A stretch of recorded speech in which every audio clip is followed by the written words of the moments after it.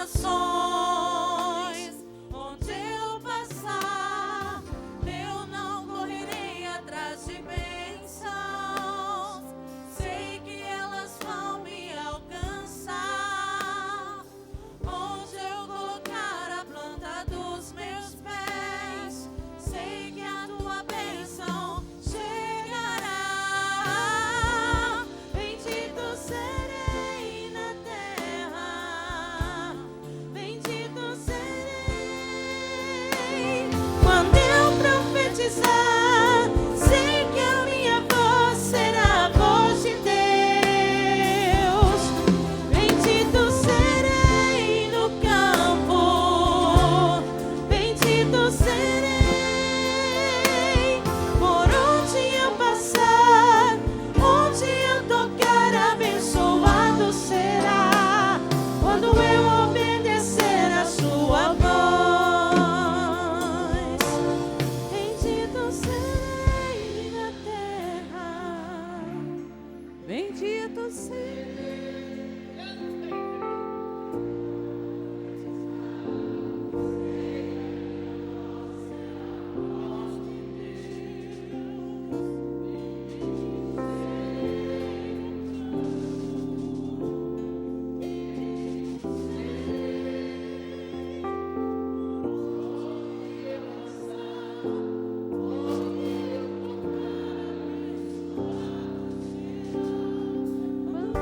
Obedecer a sua voz, bendito serei na terra, bendito serei. Quando eu profetizar, sei que a minha voz será a voz de Deus. Bendito serei no campo, bendito serei.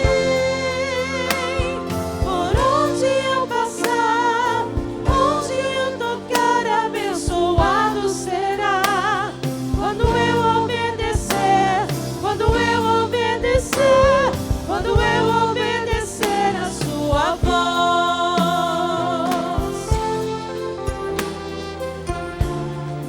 Oh, oh, oh, oh, oh, oh,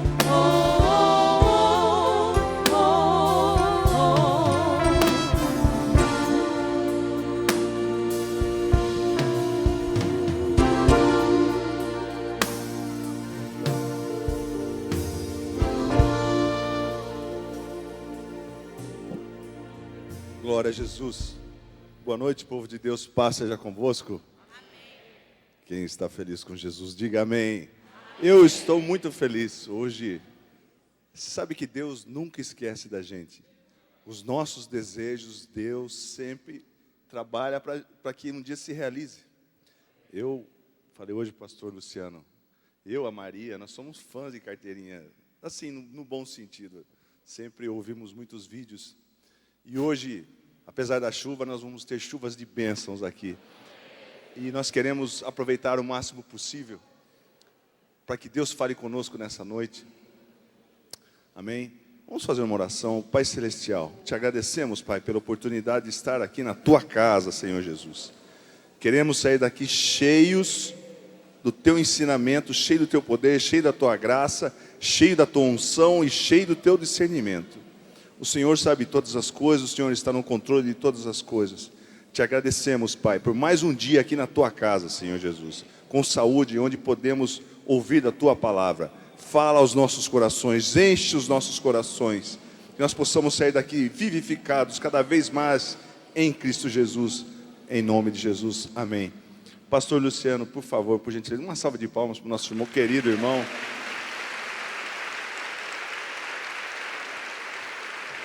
Deus abençoe, pastor. Aleluia. Boa noite a todos, graça e paz. Quem está alegre, diga amém. Vira para o irmão ao seu lado, faz a melhor cara de crente que você conseguir. Fala para ele, Deus vai falar ao seu coração essa noite. Para não fazer acepção de pessoas, vira para o outro vizinho também. Glória a Deus, glória a Deus. Você pode se assentar.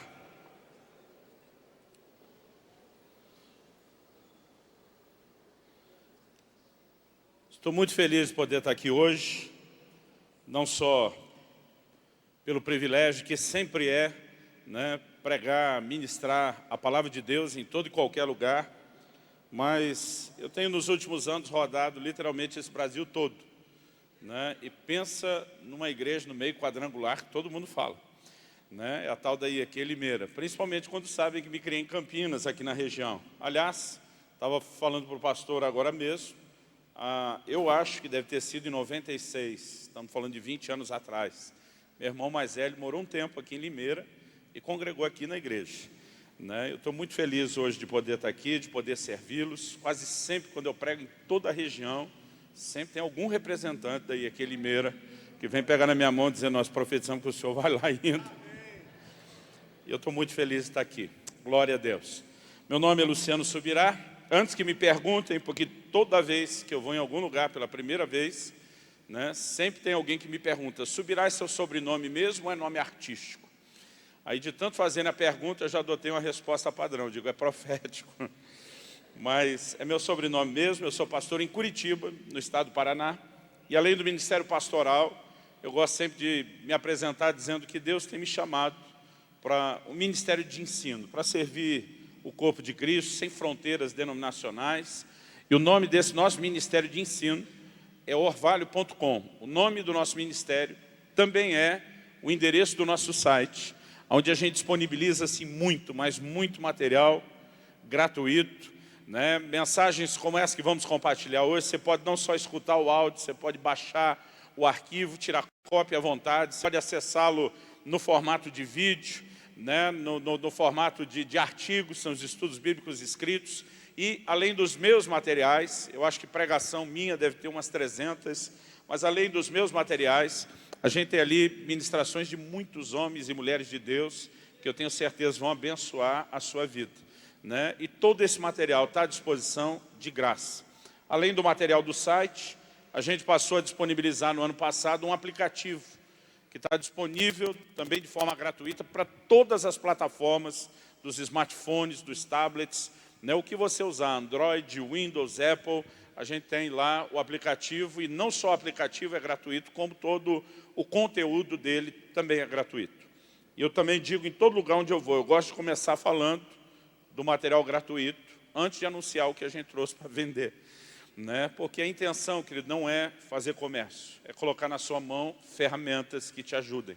No entanto, a versão impressa dos nossos livros, a gente, na verdade, precisa vender, não apenas por conta do custo gráfico, da logística de distribuição, a gente precisa, na verdade, colocar isso à venda, porque a pequena margem que nós temos nos livros, ela ajuda a custear todo o restante do material que a gente disponibiliza de forma gratuita, né? Então, eu vou falar de alguns livros que a gente tem aqui e tentar te encorajar. Nós temos, a maioria dos livros vão estar sendo vendidos a R$10, e se a coisa estiver difícil, nós vamos parcelar em 5 de 2 no cartão de crédito sem juros.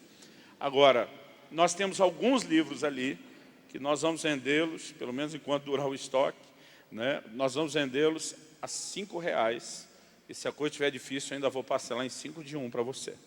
Porque, como eu disse antes, eu repito, a intenção não é fazer comércio, é colocar na sua mão algumas ferramentas que eu tenho certeza vão ser bênção, vão te ajudar.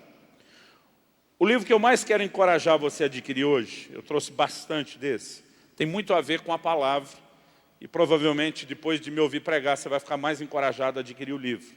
É esse livro aqui, O Propósito da Família, a importância da visão familiar na relação com Deus. Eu tenho ouvido da boca assim, dos líderes de muita expressão no Brasil, eles têm dito: Luciano, pela graça de Deus, você foi usado para nos presentear com um verdadeiro manual para discipular as famílias. Na primeira parte do livro eu falo só de família, na segunda do casamento e na terceira da vida conjugal, que é a relação do casal. Mas apesar de no livro todo falar aí sobre família, a ideia não é apenas tentar ajudar a tornar melhor sua vida familiar, sua relação lá debaixo do teto. A proposta do livro é mostrar que a visão que você tem de família, ela inevitavelmente vai afetar a sua relação com Deus. E você não precisa ler o livro de uma vez só, é um material, né, extenso, tem muita coisa aqui, são talvez 304 páginas aqui, se não me engano, mas cada uma dessas 3 partes, né, e cada capítulo dentro de cada uma dessas 3 partes tem começo, meio e fim. A gente quer colocar na sua mão uma boa ferramenta. Tá? Nós vamos vender o livro, vamos deixar um preço sugerido ali de R$10. Se você puder pagar 10, você está nos ajudando. Se você não puder pagar os 10, eu gostaria que você não deixasse de levar. Se você não puder pagar os 10, nós vamos fazer que nem Casas Bahia. Quer pagar quanto?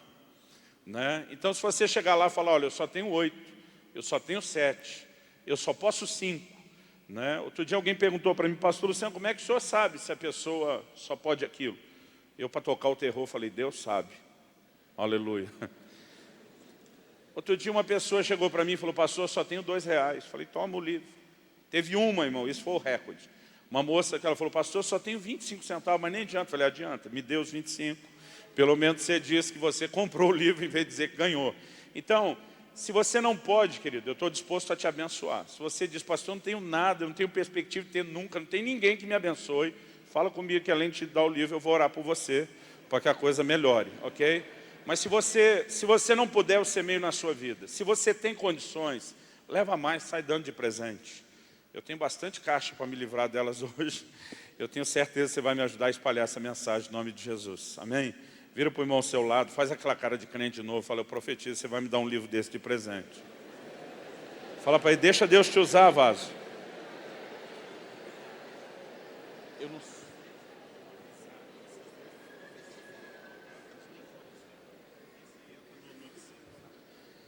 Ok, eu vou falar de alguns títulos que a gente tem ali. Um deles é o livro Uma Questão de Honra, o valor do dinheiro na adoração. Esse livro que ele não fala só de contribuição e mordomia, fala de uma visão de adoração. E eu gosto de dizer que honra é o cerne de toda a relação do cristão com Deus e o dinheiro. Esse livro pode mudar não só a sua vida financeira, mas o mais importante, sua própria relação com Deus. A gente tem ali o primeiro livro que eu escrevi e publiquei, O Conhecimento Revelado. As pessoas normalmente perguntam, pastor, como a gente pode entrar num lugar de entendimento espiritual, de revelação da palavra? Eu digo, olha, eu escrevi um livro inteiro só para te ajudar em relação a isso. Você que ama a palavra de Deus e quer crescer nesse relacionamento, está aí uma boa ferramenta. E eu também tenho ali o livro De Todo o Coração, Vivendo a Plenitude do Amor ao Senhor. Quando perguntaram para Jesus qual era o maior de todos os mandamentos, ele nem titubeou.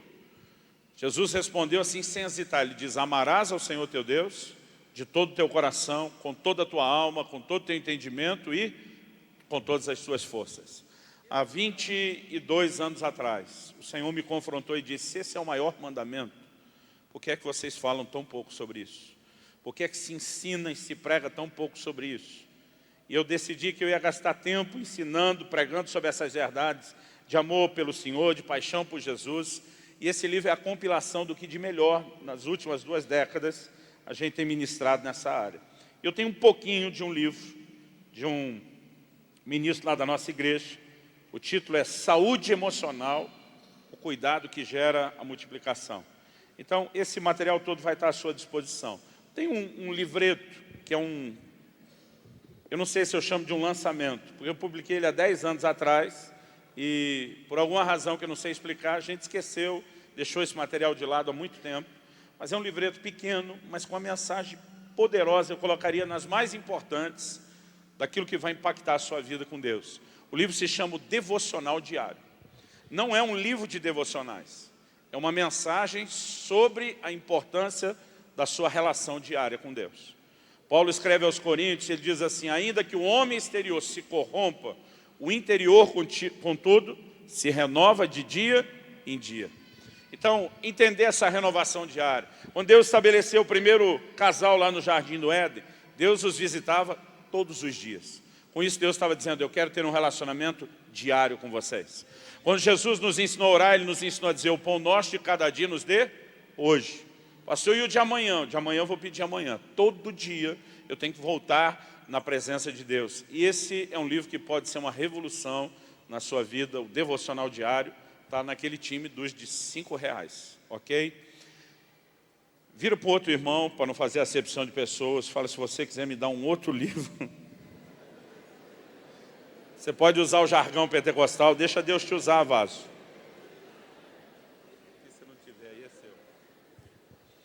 Glória a Deus. Abra sua Bíblia, por favor, na primeira carta de Paulo a Timóteo, no capítulo 5.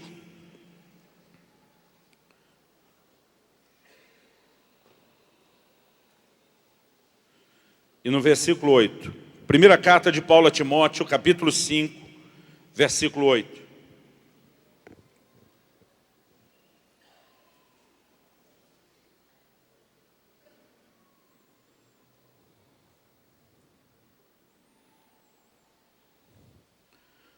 O texto sagrado diz assim: ora, se alguém não tem cuidado dos seus, especialmente dos da própria casa, tem negado a fé e é pior do que o descrente.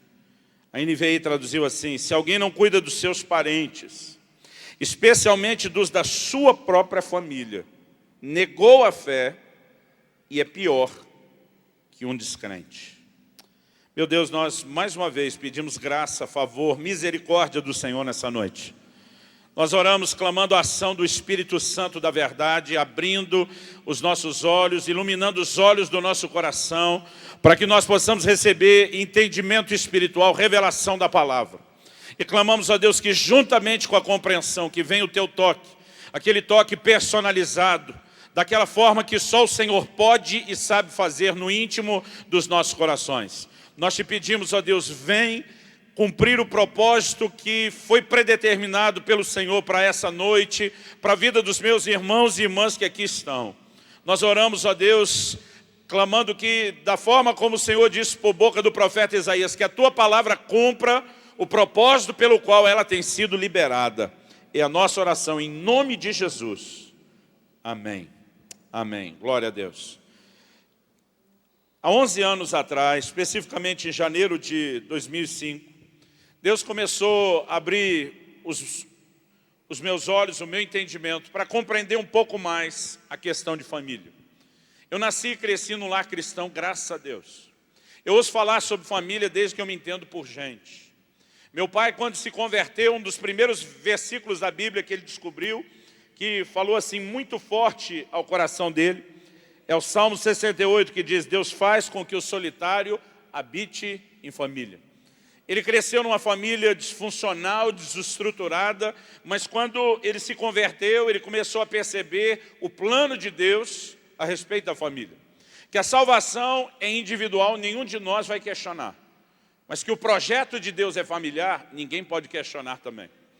Deus diz para Abraão: em ti serão benditas todas as famílias da terra. Deus está dizendo a Abraão: eu vou fazer algo que não é só em você e sua descendência, ou seja, sua família, mas ele diz: da sua família, eu vou transbordar isso para todas as famílias da terra. Porque Deus pensa em termos de família.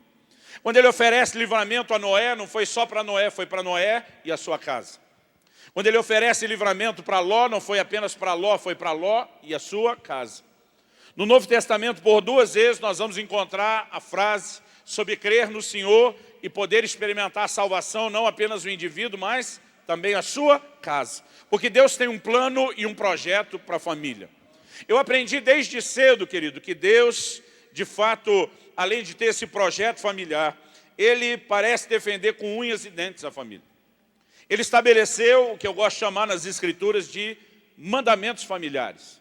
A Bíblia está cheia de ordenanças a respeito de como eu e você devemos conduzir a nossa família. Maridos, amem as suas mulheres assim como Cristo amou a sua igreja. Esposas, submetam-se aos seus maridos. Filhos, honrem, obedeçam os seus pais. Pais, criem os seus filhos na admoestação do Senhor e não os irritem. Quando você olha, querido, ao longo de toda a Bíblia, você vai encontrar muitos mandamentos familiares. E Deus deu esses mandamentos para proteger a família, porque ela é preciosa e importante aos olhos de Deus.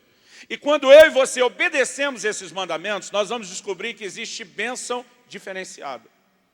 A palavra de Deus diz sobre honrar pai e mãe. A Bíblia diz: para que tudo te vá bem e se multiplique os seus dias, seja de longa vida sobre a terra.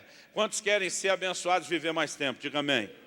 A Bíblia diz: se você honrar os seus pais, querido, é o caminho certo para que você prospere e para que você viva mais. Porque é uma bênção diferenciada para quem honra o padrão da família. No entanto, o livro de Provérbios diz: o que amaldiçoa seu pai ou a sua mãe, Apagar-se-lhe-á sua lâmpada nas mais densas trevas.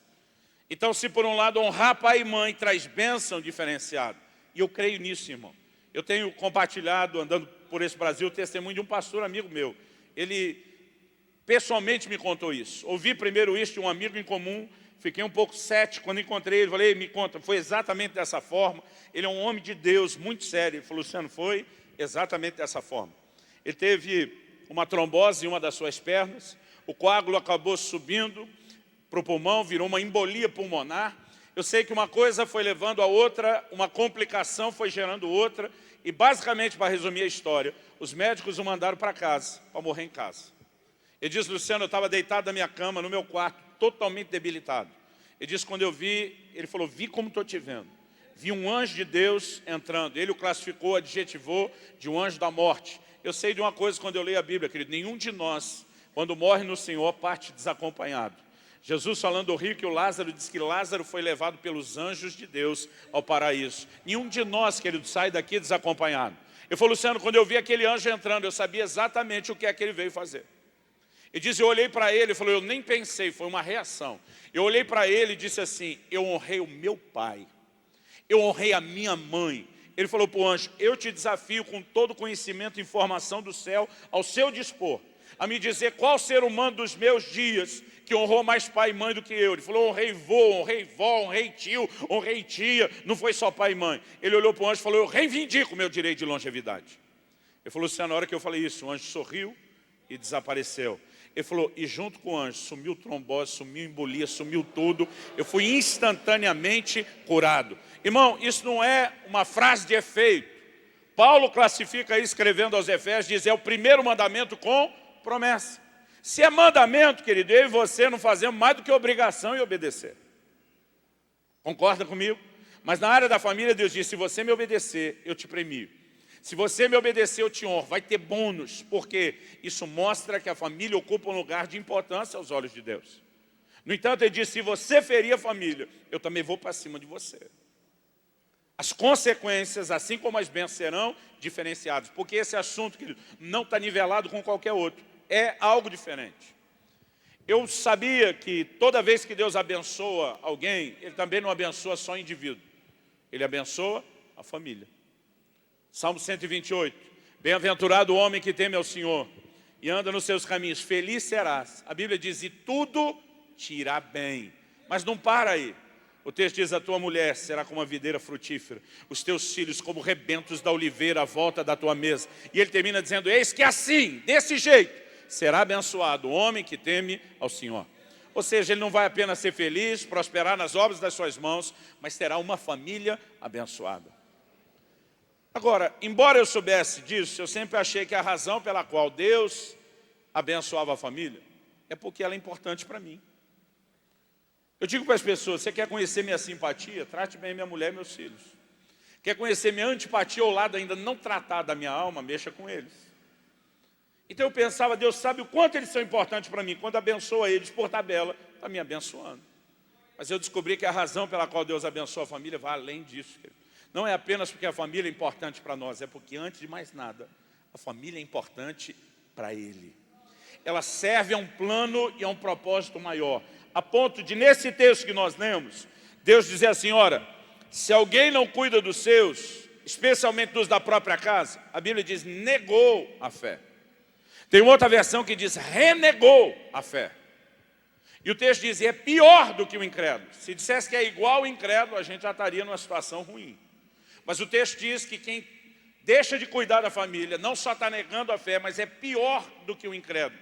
Ou seja, a ausência de bênçãos, o juízo certo, a falta da intervenção de Deus, tudo aquilo que o incrédulo está sujeito. A Bíblia diz que quem não está cuidando da sua casa está numa situação pior do que ele. Eu comecei a perceber a partir desse texto que fé, e quando eu falo de fé, estou falando da nossa relação com Deus, fé e família, são dois assuntos que eles estão tão juntos, tão interligados, que não dá para você separar. Os dois se misturam, se entrelaçam.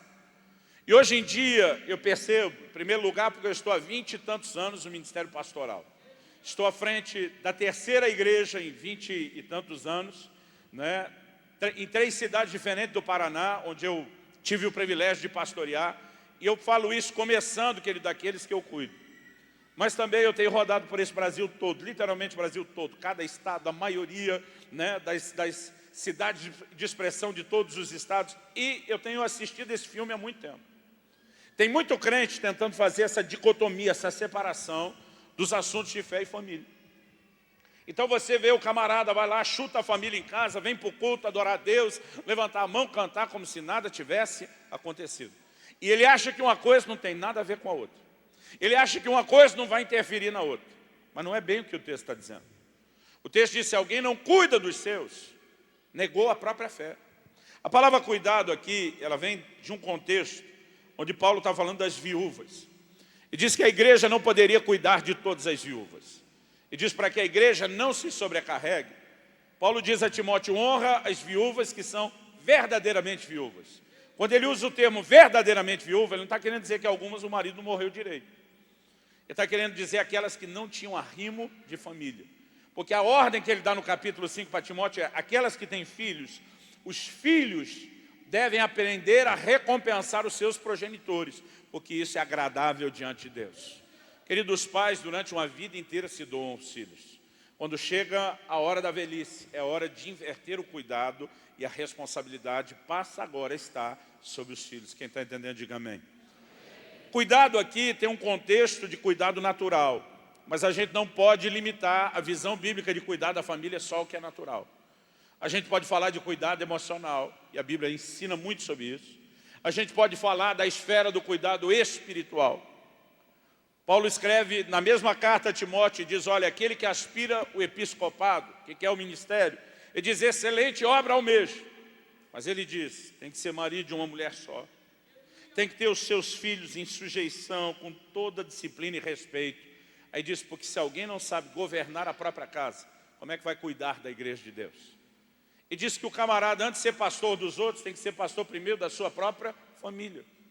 Ele está falando cuidar de casa primeiro, para cuidar da igreja depois. Que cuidado é esse? Espiritual.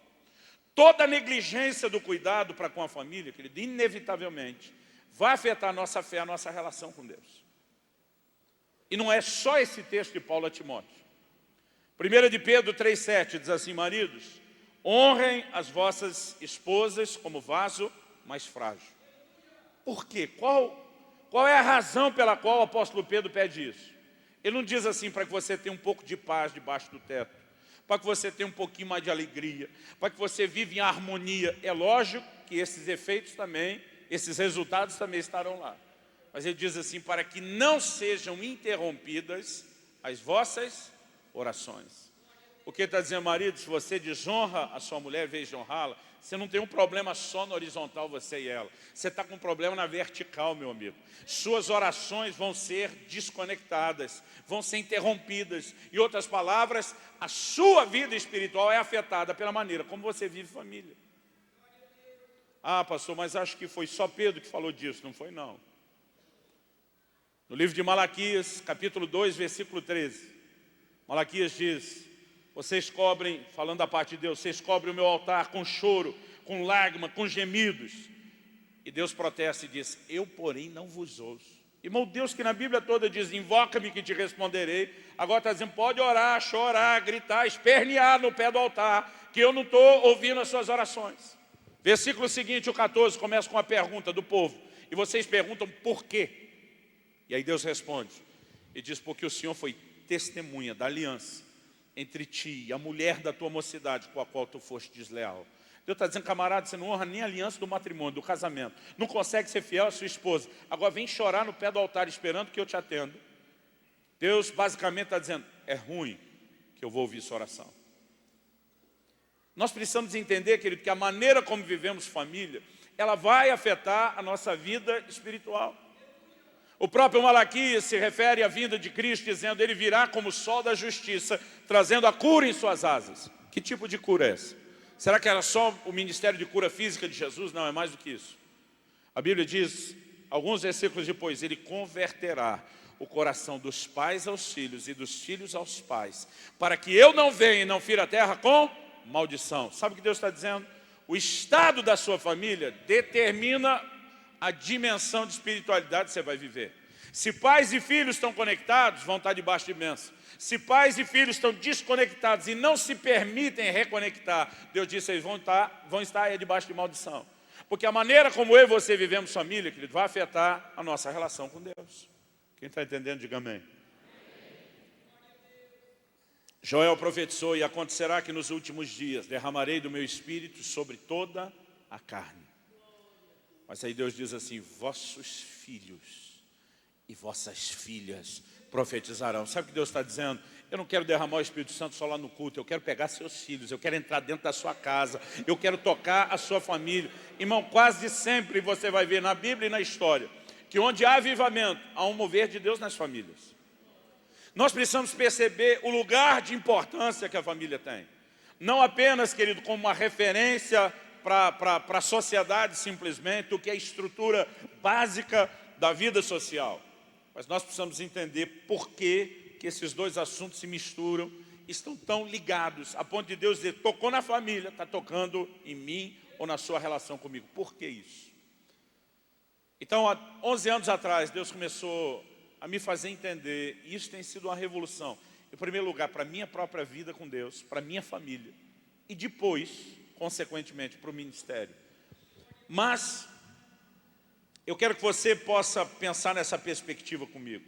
Eu tenho entendido da parte de Deus, olhando as Escrituras, que Deus se revela através de figuras familiares. Você pode repetir isso comigo? Diga comigo. Deus se revela através de figuras familiares. Vira para o vizinho que talvez te dê um livro de presente no final. Vá agradando ele. Fala para ele, Deus se revela através de figuras familiares.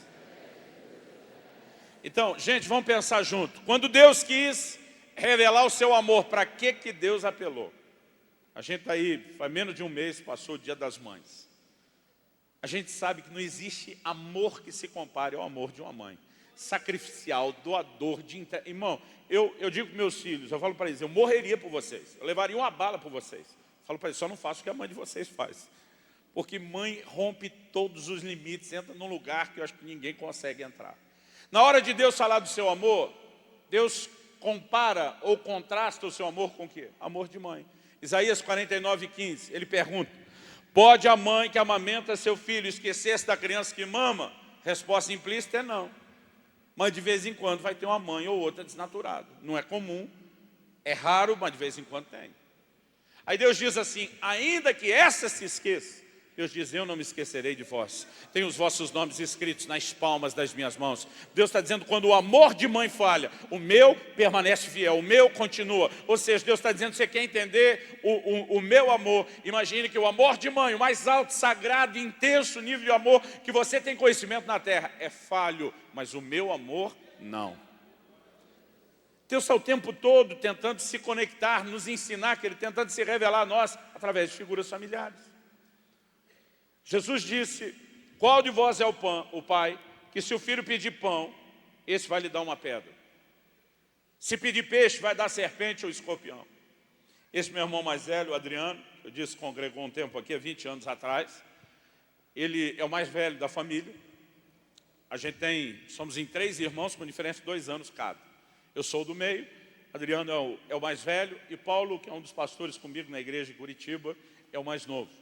Eu costumo dizer que domingo, eu não consigo tocar nesse versículo e não lembrar disso. Eu costumo dizer que domingo era o dia de nós, pelo menos os filhos de pastor, era o dia da gente passar fome.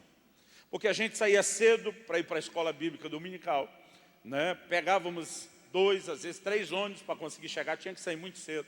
Depois da escola bíblica dominical tinha o culto, depois do culto papai atendia todo mundo, a gente era dos últimos a sair, e depois tinha 2, 3 ônibus de volta. Nem sempre mamãe conseguia deixar o almoço adiantado, já do sábado à noite. Então, às vezes, a gente chegava em casa e ia começar a preparar o almoço. Para nós era um desespero, domingo. A gente pensava no domingo assim, é o dia de passar fome. Um dia desse que minha mamãe não tinha conseguido adiantar as coisas, e meu irmão mais velho viu que ela ainda ia começar tudo. Ele falou, mãe, pelo amor de Deus, nós estamos com o estômago nas costas, não dá para esperar o almoço. A gente tem que comer alguma coisa antes. E minha mãe, para resolver logo, falou, abre lá o armário, pega ali o pacote de pão, pega aqueles pão que sobrou e coma você e seus irmãos. Aí ele passou a mão no pacote de pão, foi para a mesa e a gente atrás. Naquela época, né? Quando a gente era criança, você comprando pão na padaria, no mercado, qualquer lugar, eles te entregavam num saco de papel. Hoje em dia, é comum, ontem comprei no supermercado, me entregaram no saco plástico. Qual a diferença? No saco plástico, ele murcha, mas dá para comer no outro dia. No saco de papel, ele endurecia. Quem lembra da época do pão duro? Aí meu irmão enfia a mão dentro do saco, tira um pão, mas aquilo estava tão duro que ficava batendo com o pão na mesa. Pó, pó. E à medida que batia, ele recitava esse versículo: qual é o filho que pedindo ao pai pão, esse lhe dará uma pedra? Minha mãe congrega conosco. Quase sempre que eu conto essa história lá, ela levanta para se explicar. Diz, eu não sabia. Né? Mas tirando essa ocasião, normalmente, e agora Jesus está apelando para quê? Ele está apelando para a figura paterna como quem carrega a responsabilidade do cuidado, da provisão. Jesus disse, se vocês são maus, sabem dar boas dádivas aos vossos filhos. Ele não está nem fazendo a comparação, o contraste. Quanto mais o Pai Celestial não dará coisas boas àqueles que o pedirem. Seguindo a relação pai-filho, nós podemos bater lá em Hebreus 12, que vai falar sobre o paralelo da disciplina, da correção. E diz assim, se vocês estão sem disciplina, então não são filhos, são bastardos. Ele diz, porque o pai corrige o filho a quem ama. Irmãos, todos os níveis do relacionamento do pai e filho, Deus vai usando a Escritura para se revelar, mas ele não para aí. Ele usa o relacionamento entre o homem e a sua esposa. Efésios 5, marido, ame a sua esposa assim como Cristo amou a igreja. Mulheres, submetam-se aos seus maridos assim como a esposa deve se submeter a Cristo. E aí ele diz depois, grande é esse mistério. Ele está dizendo, há um paralelo entre a visão de família e a revelação de Deus, que é um mistério. Ele está dizendo, tem algo oculto, tem algo poderoso por trás disso. Você pega o livro de Cantares, não é só uma história romântica, é uma alegoria profética do relacionamento de Cristo e a igreja. Isaías 62, 5, eu gosto desse texto. Deus diz assim, como o noivo se regozija da noiva. Pensa num rapaz feliz, é o que está casando. Deus diz, como o noivo se regozija da noiva. A Bíblia diz, assim de ti se regozija o Senhor, ó Israel. Essas figuras são por toda a Bíblia. Em janeiro de 2005, quando Deus começou a falar sobre isso ao meu coração, Ele me fez lembrar de um episódio. Eu lembro que Deus falou ao meu coração e disse, lembra daquele episódio tal? Eu falei para ele, não tem como esquecer. Eu vou resumir a história. Eu morava na época em Guarapuava, no interior do Paraná. E eu e minha esposa decidimos fazer uma viagem de carro com os nossos 2 filhos. O Israel, o mais velho, estava com perto de 4 anos. Ele hoje está com 18. Então estamos falando de 14 anos atrás. Minha filha Elissa fez 15 anos agora, então ela estava com 1 aninho.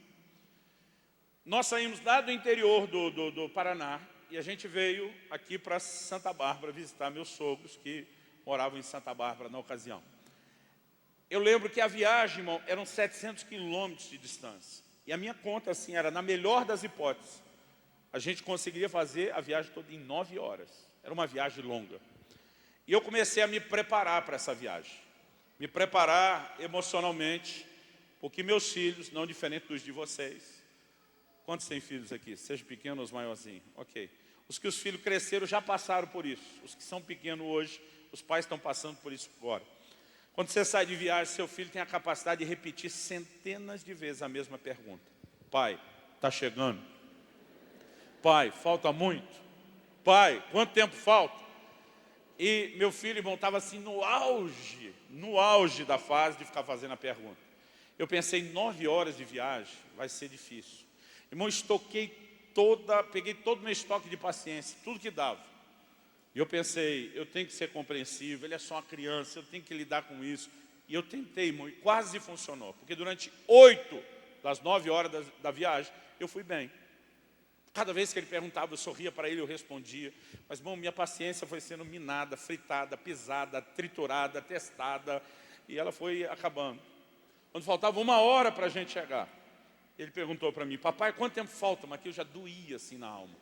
Eu botei um sorriso fingido no rosto, fiz de conta que não estava me incomodando. Sorri para ele no banco de trás, falei, filho, falta 1 hora. Quando eu falei, falta 1 hora, tentando manter a empolgação, ele sorriu de volta e falou, obrigado, papai. Quando ele falou, obrigado, papai, aí eu perdi a compostura. Mas perdi mesmo. Falei, obrigado por quê, piá? No sul a gente é um menino de piá. Falei, obrigado, por quê, piá? Ele já me olhou assustado, viu que o pai estava alterado. Ele falou, porque você me disse quanto tempo falta. Eu falei, por acaso você entende de tempo, moleque? Você tem relógio? Não. Você sabe marcar o tempo? Não. Você sabe quanto é a hora? Não. Então, obrigado, por quê? Falei, você fica me perguntando uma coisa que eu fico te respondendo, você não entende, ainda finge que entende. Na hora que eu vi, eu tinha soltado os cachorros no menino. O menino está assustado, o pai que enlouqueceu de repente. Minha esposa do meu lado. Irmão, todo homem de Deus sabe que errou, não só pelo testemunho do Espírito Santo e a consciência, mas pelo jeito que a mulher olha. Eu dei uma espiadinha para o lado, minha mulher já não está mais me olhando com cara de meu herói. E eu sei que isso é mal. Ficou um silêncio constrangedor no carro. Mas apesar do constrangimento, eu não estava totalmente arrependido, porque uma parte dentro de mim pensava, pelo menos vou ter um pouco de paz. Falei, vou curtir o silêncio. Mas aquilo foi ficando cada vez mais constrangedor. E eu lembro que eu já estava até orando, dizendo, Deus, talvez eu tenha errado. Sabe quando você não admite? Talvez eu tenha errado no jeito de falar com o menino. E eu lembro que eu orei e falei para o Senhor, falei, me ajuda a arrumar essa situação. E aí, de repente, meu filho rompeu com o silêncio. Ele falou, pai, fala sério. 4 aninhos de idade. Ele disse, eu sei que eu não tenho relógio, eu sei que eu não entendo de tempo, que eu não sei marcar nem contar a hora, mas ele olhou para mim e falou, você é inteligente. Tipo assim, se não fizer o que eu vou falar agora é porque não é, entendeu? Aí ele disse, você é inteligente. Se você quiser, você arruma um outro jeito de me explicar o tempo sem ser pelo relógio. A hora que ele falou isso, minha esposa já começou a rir do meu lado, me olhando com a cara de, quero ver você sair dessa. Irmão, eu também fiquei apavorado, porque eu pensei, o jeito que a gente marca o tempo é pelo relógio. Que outro tempo nós vamos marcar o tempo, contar o tempo, saber explicar o tempo para essa criança? E eu comecei a pensar, meu Deus, qual substituto? Qual ampulheta emocional na cabeça dele eu posso usar como um contador do tempo que não seja o relógio? E de repente me bateu uma ideia. Eu acho que foi a ajuda de Deus. Meus filhos, não diferente dos filhos dos outros, também tinham a capacidade de assistir centenas de vezes os mesmos desenhos. Na época dos meus não era nem DVD, era ainda VHS. Quantos lembram daquele negócio, aquele tijolão enorme? E eu gosto sempre de dizer por aí, irmãos, eu louvo a Deus de coração, louvo e louvo muito a Deus pelo ministério Crianças Diante do Trono. Abençoou muito meus filhos. Mas, irmão, na real, preciso confessar, teve uma época que eu não aguentava mais ouvir a voz da Ana Paula Valadão. Era minha mulher ouvindo as músicas, era meus filhos vendo os desenhos, pensa num negócio. E antes que a turma que ama a Ana se ofenda, ela me autorizou a continuar brincando com isso, ok? Então estamos em paz. Mas teve uma época, e eu lembrei na hora exatamente disso. Falei, ele sabe esse negócio de cor. Minha filha, depois, ela veio ficar pior nisso que meu filho. Ela dizia, papai, põe desenho tal. Eu dizia, mas minha filha, você já sabe tudo de cor, mas é legal. Eu dizia, mas filha, você já fala as frases antes da expressão, mas é legal. Eu tinha vontade de dizer, é legal para você, porque eu não aguento mais. Mas nessa hora eu lembrei disso, falei, meu filho, lembra aquele desenho tal, que era o do momento? Sei, papai. Falei, imagina que você está assistindo o desenho e está mais ou menos naquela parte que acontece isso. Minha esposa já sacando para onde é a coisa, ela me olha e dá um sinal, menos. Eu falei, na parte que acontece isso, voltei um pouco, ela me deu um sinal, tipo, aí tá bom. Eu falei, sei, papai. Falei, olha, daí até terminar o desenho, é o tempo que falta para a gente chegar na casa da sua avó. A hora que eu falei, esse menino abriu um sorriso. Valeu, pai. Eu sabia que você ia arrumar um jeito de me explicar o tempo sem ser pelo relógio. Irmão, o menino ficou todo feliz. Eu olho para minha esposa do lado, está sorrindo com cara de meu herói de novo. E ainda pensei, e ele não me pergunta mais o tempo e está todo mundo feliz. Irmão, deu 10 minutos, ele só mudou a pergunta. Pai, que parte do desenho está agora? Eu tinha que assistir com um olho na estrada e o outro imaginando o desenho, porque tinha que ser em tempo real. Eu tinha que dizer, agora está acontecendo isso, eu tinha que acertar o tempo do desenho. Porque era o medidor, a ampulheta dele. Tanto que quando nós pegamos um acesso secundário que dava na cidade, já fazia um tempo que ele não me perguntava, ele disse, papai, e agora? Aí eu fiz um drama com ele, as crianças entram no drama da gente, né? Eu fiz um drama com ele, falei, filho, não está passando nada, a tela está escura. Eu lembro que ele falou, ué, será que o videocassete quebrou? Aí eu falei, não, acho que não quebrou não. Ele falou, por quê? Eu falei, não, porque agora não está mais escura a tela. A tela está escura, mas está subindo umas letrinhas. Quando eu falei, está subindo as letrinhas, irmão, pensa na festa que essa criança fez. Eba, chegamos! Porque subiu as letrinhas, é os últimos grãozinhos da ampulheta caindo. Deu a conta para ele e ele sabia que a gente estava chegando. Por que eu estou contando isso? O Espírito Santo falou no meu coração e disse, você se lembra daquela história? Eu falei, eu nunca vou esquecer essa história. Ele disse, você lembra como você precisou entrar na cabecinha do seu filho? No mundinho dele, no universo dele. Porque não adiantava você falar a sua linguagem, não adiantava você usar o seu conhecimento e marcador de relógio, porque ele não estava à altura desse raciocínio. Você lembra como você precisou entrar no mundinho, no universo dele? Eu falei, lembro. E o Espírito Santo falou no meu coração e disse, eu tenho que fazer a mesma coisa com vocês o tempo todo. Irmão, a Bíblia diz que o homem natural não compreende as coisas do Espírito e para ele são loucura. Isaías profetizou e disse que os caminhos de Deus e os pensamentos de Deus são mais altos que os nossos caminhos e os nossos pensamentos. A gente não consegue acompanhar Deus, nem no seu conhecimento, nem na sua lógica. Só existe uma maneira de Deus conseguir fazer com que a revelação entre para mim e para você. É usando ilustrações que nós conhecemos. Então Deus decidiu se revelar através de figuras familiares, como uma forma de se comunicar conosco. No entanto, o que Deus falou no meu coração aquele dia foi o seguinte, a diferença entre o que eu decidi fazer e o que você decidiu fazer com o seu filho.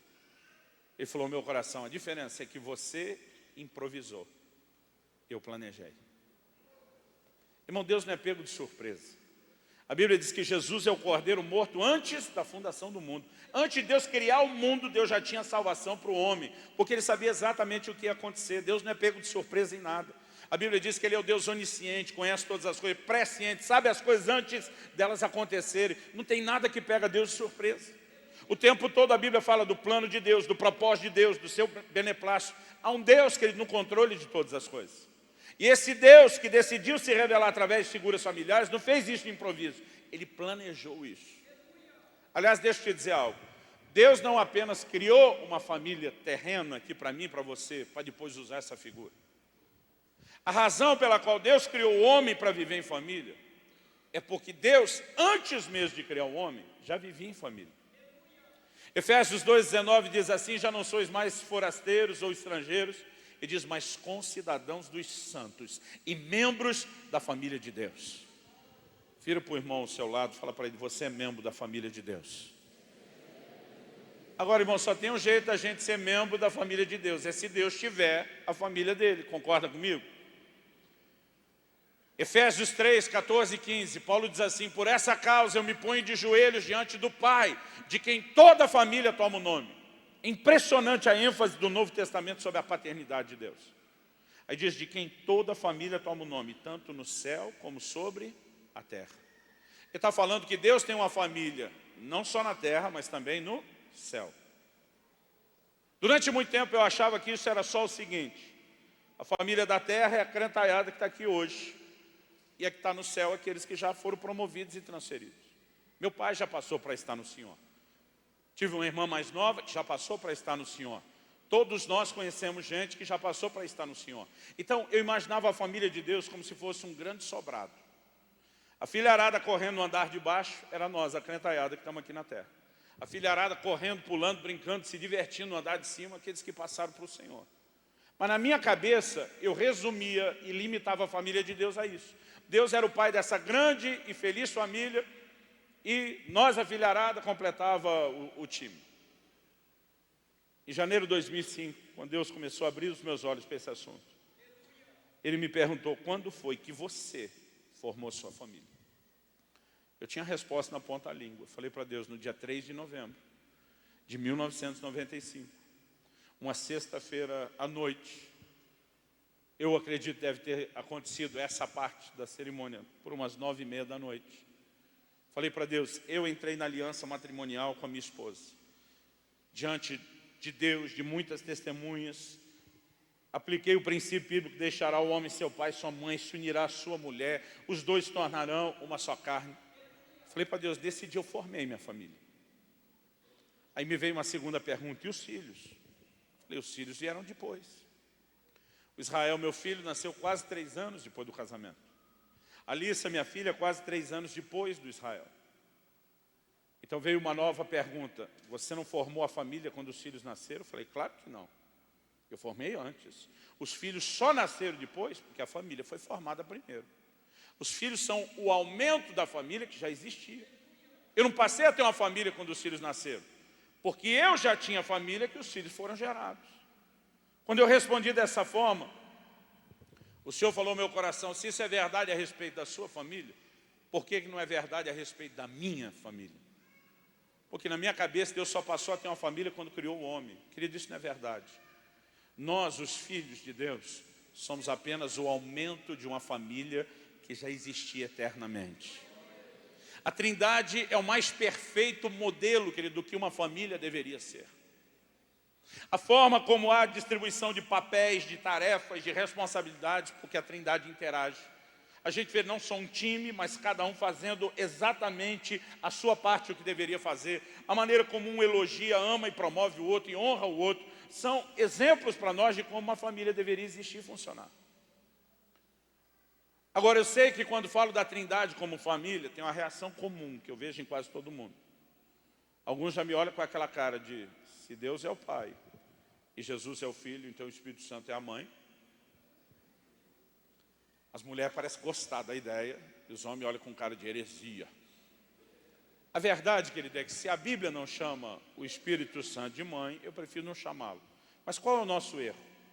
O nosso erro é tentar só entender a família de Deus celestial, aquela que existe eternamente, a partir da perspectiva da família terrena. Só que a família terrena, irmão, não é a matriz, ela é uma réplica imperfeita, incompleta. A verdadeira matriz está nos céus. Então o correto não é só tentar avaliar o que tem lá a partir do que tem aqui. A melhor forma de entender família, na verdade, é se colocar na perspectiva do céu e olhar para a terra. Então, eu não tentaria chamar o Espírito Santo do lado de lá, na família eterna, de mãe. Mas se você olhar para a mãe na família terrena, você vai ver que a mãe na família terrena tem as mesmas funções e responsabilidade que o Espírito Santo parece ter na família eterna. A diferença, querido, é que no reino espiritual não tem essa distinção de masculino e feminino. Jesus diz, no céu não vão se casar nem estar em casamento, vão ser como os anjos. Então você quer casar, irmão, tem que ser aqui na terra, resolve logo. E lá no céu não dá mais. Quando Paulo escreve aos Gálatas e diz, em Cristo não há homem nem mulher, ele não estava tentando acabar com a definição de gênero. Ele está dizendo que no plano espiritual isso não existe. É só aqui na terra, só perfeito e reprodução. Quando você olha para o Espírito Santo na família eterna, ele é, indiscutivelmente, ele é o responsável pela gestação da vida. Gênesis 1, o Espírito pairava sobre a face das águas, aguardando os comandos da criação. É ele que está lá, numa figura muito parecida, aliás, num verbo muito parecido com a galinha que choca os ovos. Quando o anjo Gabriel aparece para Maria na Anunciação, ele diz assim, descerá sobre ti o Espírito Santo e o poder do Altíssimo te envolverá com a sua sombra. Quem é o responsável pela gestação da vida? O Espírito Santo. Na família terrena, quem é? A mãe. Quem é a fonte de consolo na família eterna? O Espírito Santo. É chamado, o próprio Jesus o chamou de o Consolador. Quem é a fonte de consolo na família terrena? A mãe. Eu não sei aqui em Limeira, mas lá no Paraná, os filhos já choram chamando a mãe. Mãe! Porque a mãe é a fonte de consolo. Aliás, elas são muito melhores nisso do que nós, os pais. Eu lembro de um dia que meu filho caiu. E a hora que ele caiu, eu vi que machucou, começou a chorar, fui acudi-lo. A hora que eu fui acudi-lo, ele me deu um drible e correu logo para o colo da mãe. Eu fiquei todo sentido. Eu brinco que nós, os pais, às vezes, somos mais imaturos que os filhos. Aí está lá no colo da mãe, eu estou rodeando, fico olhando, falei para Kelly, está certo isso não. Eu que vi primeiro, eu que corri primeiro para atender o menino, como é que ele me dribla para correr para você? Irmão, minha mulher era um doce de pessoa, mas nesse dia ela conseguiu atingir o auge do sarcasmo, do cinismo. Ela olhou para mim e disse, por que será? Quase como quem diz, não é tão óbvio para você. E ela me fez lembrar de uma cena muito interessante. Porque eu brinco que todo marido tem dentro de si uma versão. Eu não sei se chegou aqui para o interior de São Paulo as histórias do Seu Lunga, lá do Ceará. Quantos conhecem as histórias do Seu Lunga aqui ou não? Pouca gente. Seu Lunga morreu, se não me engano, em novembro de 2014, mas quando ainda vivo já era uma lenda. Os casos dele, lógico, foram sendo aumentados, ninguém jamais sabe o que é verdade e o que não é, né? Mas acabou virando literatura de cordel lá no Nordeste. Mas o Lunga, ele é basicamente a encarnação da intolerância. Filosofia de vida do Lunga era mais ou menos a seguinte: toda pergunta idiota merece uma resposta ainda mais idiota. Então dizem que a mulher do Lunga ofereceu leite para ele. Lunga, quer leite? Ele disse, quero. Aí ela perguntou, leva no copo? Ele disse, não, joga no chão e puxa no rodo. Porque ele não é no copo, vai ser onde? Diz que ele foi comprar veneno para rato na agropecuária e o infeliz do funcionário fez a pergunta, é para levar? Ele falou, não, espera que eu vou buscar o rato comer na sua mão, infeliz. Esses dias eu falei disso na nossa igreja, no outro dia começaram a me mandar um monte de vídeo. Mandaram um desses lá de ó, o fio do Lunga. Tem um acidente na estrada, tem um caminhão que está tombado, de lado, as rodadas aparecendo. Aí desce um filmando aquilo, o que aconteceu? Aí chega para um e diz, o que foi isso? Foi um acidente? O cara do lado falou, não, o caminhão estava cansado, deitou para descansar, seu animal. Esse é o espírito do Lunga. Por que eu estou falando isso? As irmãs vão concordar comigo, as esposas, os maridos nem tanto, mas as esposas vão concordar, que a maioria dos homens, mesmo crente, tem uma versão do Lunga, que às vezes baixa nesse marido aí. Porque para nós as coisas são sempre exageradamente racionais. A gente não pensa numa frase que possa ser retórica de efeito, a gente não pensa em algo que pode ser emocional, para nós tudo tem que ser cuspindo nos is. Então, quando minha esposa falou disso, por que será? Ela me fez lembrar de um episódio. Meu filho estava pulando no sofá da sala de casa. Eu não sei você, mas eu sou parte de uma geração que não podia brincar no sofá. O sofá era para uma tal de visita que nunca aparecia. E a gente que morava lá todo dia não podia usar. Aí eu desde criança dizia para mim, um dia, quando eu crescer e tiver minha casa, filho meu brinca no sofá. A gente quer compensar algumas frustrações, né? Agora está lá meu filho pulando no sofá, eu estou agoniado pensando, ele não sabe, esse negócio custou caro, vai estragar o sofá. Mas eu fico lembrando do dilema, deixa que pule, mas pensa num conflito. Só que ele está pulando no sofá, mais ou menos nessa mesma época da história do carro, devia ter em torno dos seus 4 anos. De repente ele começa a pular de um sofá para o outro. Aí eu falei, bonitão, você quer pular no sofá, estragar o sofá é uma coisa, pular de um para o outro, eu não vou deixar não. Por que não, papai? Falei, porque você vai acabar caindo, se machucando. E eu não quero que você se estrague. Ele olhou para mim e falou, não vou cair. Falei, filho, aprenda a sabedoria milenar. Seu avô tentou me comunicar isso. Aprenda, filho, o pai é que tem razão. Você acha que não vai cair, mas eu sei que você vai, não vou cair. O que eu fiz, irmão? Fui para o posto de observação. Tem gente que diz que a gente fica gorando, não é isso não. Só fui para o posto de observação, cruzei os braços, só lá olhando. Pula de um sofá para o outro, do outro para um, de um para o outro, do outro para um. Irmão, teve uma hora que na saída, no arranque, ele escorregou. E o impulso, irmão, não levou ele nem na metade do caminho. Blum, caiu no chão entre os 2 sofás. Já caiu em cima do braço. Levantou segurando o braço e chorando. Irmão, antes que desse tempo de eu piscar, a mãe que nem um raio, blum, parece que teletransportou. Vrá, tá ali na frente do menino. Eu falei, como é que chegou tão rápido? Só que aí, a mãe começa a fazer umas perguntas que deixam o pai louco.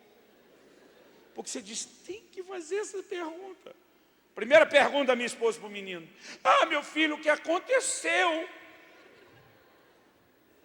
Eu estou me segurando, eu penso, domínio próprio, não vou pecar, não vou abrir minha boca. Mas o Lunga está querendo manifestar em mim. Eu estou querendo gritar para Deus e o mundo, como que aconteceu? Não está vendo que o menino caiu? Mas estou lá me segurando, filho, seja crente, seja crente. Aí o menino chorando responde, eu caí. Eu tenho vontade de dizer, sério, eu achei que estava treinando para mergulhar numa piscina, mas domínio próprio. Você sabe que tentação não é pecado, irmão. Estava só no nível, não peca, eu estou me segurando. Aí, estou pensando, graças a Deus consegui.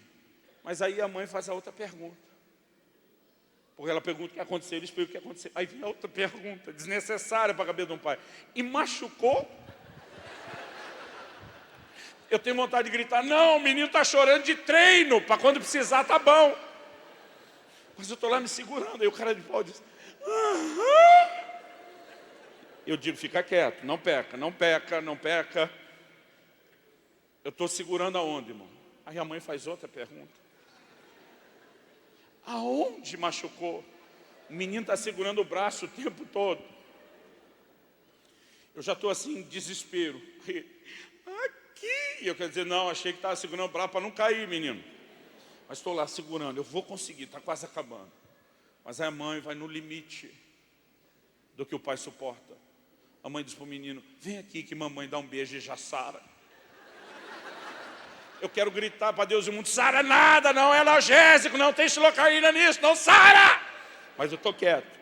O pior é que o menino estende o braço e a mãe nem beija de verdade. Chega perto, 2 centímetros, mas não encosta.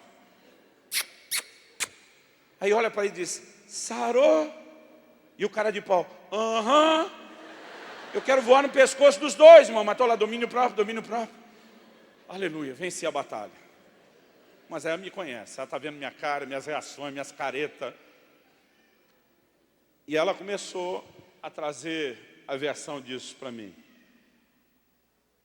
Um outro dia meu filho está lá pulando no sofá. Irmão, parecia replay, tipo gol da Alemanha. Você não sabe se está acontecendo de novo, se é a mesma coisa. O menino está pulando no sofá, eu vou lá, deixa que pule. Aí ele começou de novo, de um sofá para o outro, o mesmo. Falei, bonitão, campeão, vem cá. Você lembra da outra vez? Papai te falou para não fazer. Você não me ouviu, você caiu. Filho, não tente pular de um sofá para o outro, você vai cair. Não, pai, eu aprendi, não caio mais. A sabedoria milenar não está te dizendo nada, filho. Você acha, não, não vou cair. Fui para o posto de observação de novo. Aí estou lá de olho, pula de um sofá para o outro, do outro para um. Irmão, eu não sei se foi indo ou voltando, mas dos mesmos 2 sofás, não sei se foi em cima do mesmo braço. Mas foi quase a mesma cena. O menino blá, caiu, levanta chorando. Esse dia, irmão, quem teletransportou fui eu. Para frente do menino. Falei, hoje não é com a mãe, não é com ninguém. A hora que eu já pulei na frente dele, o menino tomou um susto. Tentou me driblar, eu cerquei. Tentou ir para o outro lado, cerquei. Falei, hoje é nós. Mano a mano. O menino já está assustado com o tombo, agora com o pai enlouquecido na frente. Aí que ele chora, irmão. Chora de dor e chora de susto. Eu viro para ele e digo, engole esse choro. Dou aquela encarada e digo, tu é homem ou não é? Uhum. Aí ele segura um pouquinho e vai começar a chorar de novo. Digo, engole. Aí eu olho bem na cara dele. O que um pai faria nessa hora, irmão? Daria um bom sermão. Eu olho bem na cara dele e digo para ele, eu não te falei que se você ficasse pulando do sofá para o outro, você ia cair, menino. Uhum. Eu olho para ele e digo, então bem feito! Aí minha mulher agora está fazendo a cena, ela está tripudiando com isso. Ela diz, que criança vai querer o consolo de um pai depois disso? Ela me olhou e disse, meu amor, já parou para pensar que quando alguém está afogando, não é hora de dar sermão porque não aprendeu a nadar, é hora de jogar boia. Depois que salvar, tem a hora para você dar um sermão, de uma outra forma, de uma outra maneira. Eu olhei para ela e falei, e não é que faz sentido mesmo isso que você está falando? Aí ela olhou para mim e falou, e a propósito, esse negócio de Dom Beija Sara não é o braço do menino, é a alma. E quando ela falou alma, ela parou aí, mas a minha leitura, eu entendi mais ou menos assim, é a alma ser ignorante. Eu pensei, falei, também faz sentido agora. Irmão, nenhum de nós, os homens, vai conseguir tocar com essa expressão de consolo como a mãe toca. Ela reproduz na família aqui na terrena características que o Espírito Santo tem na família celestial. Por que eu estou te dizendo isso, querido? A visão que eu e você temos de família, ela vai afetar a maneira como eu e você olhamos para Deus. A razão pela qual Deus decidiu proteger com unhas e dentes a família, dizendo, marido, trate sua mulher da forma correta, esposa, trate seu marido da forma correta, pais, tratem seus filhos, filhos seus pais. Não é apenas, querido, porque Deus está tentando impedir o caos emocional familiar. É porque quando a coisa bagunça na família, a bagunça não vai parar aí. A visão que eu e você vamos ter de Deus, ela é distorcida pela experiência negativa que nós temos dentro da família. Deixa eu te dar um exemplo. Eu estava, nos primeiros anos do meu ministério pastoral, lá em Guarapuava. Estava um dia no meio do culto, louvor, adoração, o Espírito Santo começou a falar comigo. Eu fui relutando, fui resistindo, ele foi botando pressão, até que eu finalmente cedi. Por que eu não queria fazer aquilo? Porque veio no meu espírito, sai do seu lugar, vá lá no fundo da igreja, dá um abraço no fulano de tal. Eu olhava, dava para ver o fulano de longe, que ele era maior que todo mundo. Eu pensava, Deus, tem hora de abraçar. Quando a gente chega, quando sai, o canto de comunhão, agora não é nenhum desse momento. Aí aquela coisa vinha no meu coração, sai do seu lugar, vai dar um abraço. Eu ficava dentro de mim e dizia, mas Senhor, as ovelhas do rebanho são ciumentas. Eu vou lá no fundo, abraço um só, os outros não. Amanhã eu estou encrencado. Aquilo vinha forte no meu coração. Eu dizia, Deus, os homens não são assim tão dados a afeto. Eu vou dar um abraço no cara sem mais nem menos, sem nenhum motivo. Ele pode me estranhar. Irmão, pensa num cara que deu todo tipo de desculpa. E o Espírito Santo me apertando, sai do seu lugar, abraça o cara.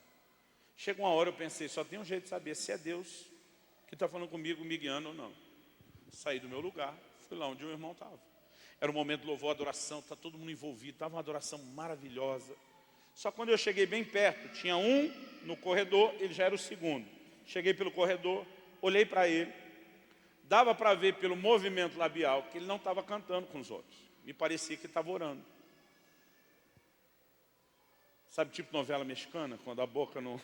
e o som não bate com o movimento da boca. O que está mexendo ali tem nada a ver com a música. Eu estou olhando, pensei, deve estar orando. Me pareceu, de repente, que ele resmungou ali um amém e parou de falar, ficou quieto. Pensei, minha deixa, cutuquei ele. Que eu cutuquei, que ele abriu os olhos, me viu e já levou um susto. Eu já fui me explicando, falei, pode parecer estranho, mas Deus mandou aqui para te dar um abraço. E já que estava ali, irmão, dei um abraço apertado, gordo nele. Pensa num cara que começou a chorar que nem criança, convulsivamente. Aliás, eu queria que a manobra fosse rápida e discreta, não deu, irmão. Esse cara não só chorava, ele urrava, ele gritava, ele berrava. Os irmãos começaram a olhar, eu tinha vontade de dizer, é ele, não sou eu. Você já teve a experiência de dar um abraço que de repente ele fica unilateral? Meu abraço acabou, mas ele não me largava. Eu não tinha mais nada para fazer, ele não me largava, não soltava e chorava. Babou tudo em mim, pastor. Eu estou sem entender o que está acontecendo. Quando finalmente ele se recompôs, eu, muito curioso, perguntei, o que é que aconteceu? Ele olha para mim emocionado e diz, o senhor não faz ideia, quase que o Lunga manifestou em mim, é por isso que eu estou lhe perguntando.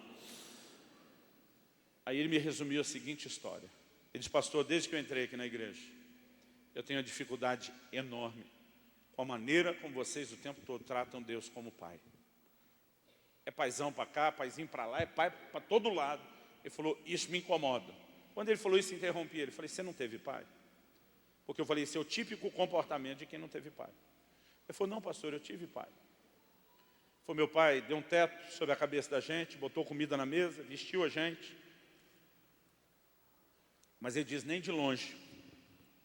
Meu pai foi essa figura carinhosa que vocês tentam pintar sobre Deus e sobre um pai. Ele diz, meu pai nunca elogiou a gente. Ele diz, meu pai só xingava e amaldiçoava a gente o tempo todo. Ele diz, meu pai nunca me deu um abraço. Ele diz, contato físico. Eram só as surras que eram extremamente abusivas e injustas. Ele falou, pastor, eu estava hoje na adoração e falou, olha, Deus é minha testemunha. Ele falou, eu estava lá nas galáxias, eu estava longe. Mas de repente o líder louvou e falou, sobe agora no colo do pai, do papai. Ele falou, a hora que falou isso, ele falou, pastor, lá onde eu estava nas galáxias, voltei na hora. Ele foi um balde d'água fria, me acabou tudo, estragou meu clima, acabou meu momento. Ele falou, pela intensidade da minha reação, ele falou, eu percebi que a maneira como eu lido com isso é muito delicada. Ele falou, na hora eu orei e falei, Deus, eu de fato devo ter um problema muito sério com essa questão da figura paterna. Mas ele disse que orou assim, disse, se é tão importante entender como pai, eu quero. Mas eu não quero olhar para você através da ótica do pai que eu tive. Eu quero te enxergar como o pai que você é. E deixa eu te dizer, querido, um dos maiores segredos da vida cristã é você entender que Deus quer preencher as lacunas familiares. No Salmo 68:5 ele se revela dizendo ser o pai dos órfãos. Sabe o que ele está dizendo? Você órfão que não teve pai, eu quero ser seu pai, eu quero preencher essa lacuna. E algo poderoso é quando eu e você do lado de cá entendemos que o padrão de Deus está muito além da nossa família. Salmo 27:10, Davi diz, ainda que o meu pai e a minha mãe me desamparem, ele diz, o Senhor me acolherá. O que ele está dizendo? O Pai Celestial não é como o Pai terreno. Se o amor de mãe no reino natural falhar, o do Pai Celestial não falha. Se um pai humano pode, de repente, cometer o erro de dar pedra em vez de pão, de dar escorpião em vez de peixe, o Pai Celestial jamais fará isso. Irmão, há um momento onde a minha e a sua visão tem que mudar. Onde a gente tem que entender Deus baseado não na nossa experiência, mas numa revelação mais profunda dele. E naquele momento, quando ele fez essa oração e disse: é tão importante entender com meu pai, eu quero, mas não com a ótica do meu, eu quero te entender a partir de quem você é. Aquele cara orou e falou: então eu te desafio a me tratar, Deus, como o pai que eu nunca tive. Ele falou para Deus: o maior vazio do meu coração foi nunca ter recebido um abraço de pai. Ele falou para Deus: eu te desafio então, vir me dar o abraço de pai que eu nunca tive. Mas de repente ele parou a oração e falou: não, estou exagerando. Ele diz: até evangelizar, que é tão importante, Deus terceirizou, delegou para a igreja. Ele não faz pessoalmente, ele faz através de nós. Então ele falou: Deus, vou mudar minha oração. O Senhor não tem que vir em pessoa, mas se o Senhor mandar alguém aqui, como um representante seu, dizendo ter sido enviado em seu nome para me dar o seu abraço, ele diz: eu vou entender isso como um sinal de que é importante reconhecer. Irmão, a hora que ele falou amém, eu estou lá do lado dele, cutucando ele. Ele nessa hora olhou para mim e falou: nem entendi como você chegou tão depressa. Eu olhei para ele e fiz: alô? Eu falei: amigo, Deus já estava falando comigo antes de você orar. Ele sabia o trabalho que eu ia dar antes de obedecer. Eu falei: eu estava do seu lado na hora que você terminou a oração, eu já estava lá. Mas no momento que eu dei o abraço de pai, ele não teve só o sinal que ele precisava. O Espírito Santo, o Consolador, o mesmo Espírito Santo que está movendo nesse lugar. Eu sei que ele vai fazer algo especial no coração de muita gente aqui hoje. O Espírito Santo meteu a mão lá dentro do peito desse cara e começou a arrancar raízes emocionais antigas. Eu falei: pastor, eu gritei, eu chorei, eu urrei, eu babei. Porque ele falou: o senhor não tem noção do que foi arrancado de dentro da minha alma. Mas ele olhou para mim e falou: eu passei por uma cura profunda. E a maneira de eu olhar para Deus mudou completamente a partir do dia de hoje. Deus começou a me fazer entender, querido, que o nosso trabalho como igreja não é apenas promover a restauração familiar. O nosso trabalho como igreja é promover a restauração da visão familiar. Qual a diferença entre um e outro? A diferença, querido, é que tem aspectos da família que não dá mais para restaurar. Por exemplo, se alguém faleceu, se você tinha um problema sério com o pai, com a mãe, e eles faleceram, você pode até liberar perdão, ter cura para a sua alma, mas o relacionamento não volta, acabou. Já era. Tem gente convertendo hoje em dia no terceiro, no quarto casamento. Irmão, dá para sair e restaurar todos? Não. Há situações onde você não pode mais fazer algo específico por um aspecto da família. Mas a visão de família, querido, sempre pode mudar. Por que que Deus quer que eu e você entendamos de forma séria o que é a família e a gente viva isso? Porque a visão de família que eu e você criamos, que eu e você formamos nos nossos filhos, vai se tornar o filtro através do qual eles vão entender Deus. A responsabilidade que eu tenho de ser bom marido, de ser bom pai, querido, não é só para todo mundo ficar feliz em casa. Não é só para a gente ter paz, não ter briga. Não é só para evitar desgosto emocional natural. É porque a visão que meus filhos um dia vão ter de Deus estão sendo formada através da minha conduta como pai e marido. Então a responsabilidade que eu tenho é enorme. Eu vejo muita gente dentro da igreja trazendo para a família espiritual os reflexos daquilo que ele viveu na família natural. Eu gosto muito de pregar sobre fé. Desde o início do meu ministério eu gosto muito de pregar sobre fé. Mas eu sempre encontro, pastor Ciro, alguns incrédulos crônicos, eu chamo. É aquele cara que você prega, você ensina, mas o cara não sai do lugar de incredulidade. Você está lá dizendo: Deus disse, nunca te deixarei, jamais te abandonarei. Teus irmãos estão te olhando com aquela cara: eu vou voar, eu vou. Mas tem uns que estão ali: sei. E muitas vezes é até inconsciente, ele nem percebe, mas algo dentro dele diz: esse era o discurso de papai, até que ele abandonou a casa e a família. Eu comecei a mexer um pouquinho mais na vida dos incrédulos crônicos. E eu comecei a perceber que a maioria deles tem um histórico de abandono. Quer queira, quer não, muitas vezes nós deixamos que a visão da nossa experiência familiar seja o filtro através do qual nós vamos entender Deus. E Deus quer mudar isso no meu e no seu coração. Qual o dano disso, querido? É enorme. Eu vejo gente hoje que não consegue se agarrar nas promessas de Deus. Você começa a mexer na história. Cresceu num lar onde as promessas não eram cumpridas. Então, pastor, quer dizer que o segredo para uma vida espiritual maravilhosa é ter uma família perfeita? Não, irmão, nenhum de nós vai ter família perfeita. Porque nós somos imperfeitos, não tem jeito da família ser perfeita. O livro de Hebreus diz que nossos pais nos corrigiam conforme melhor lhes parecia. Tentaram acertar, irmão, não quer dizer conseguirem tudo. Inevitavelmente, eu e você vamos ter problemas no histórico familiar. Uns mais, outros menos.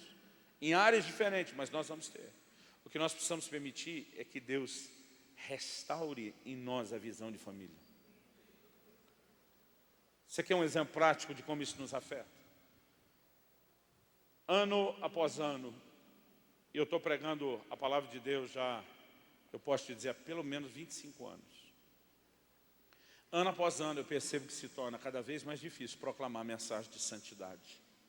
Parece que ela não entra na nova geração. É muito difícil.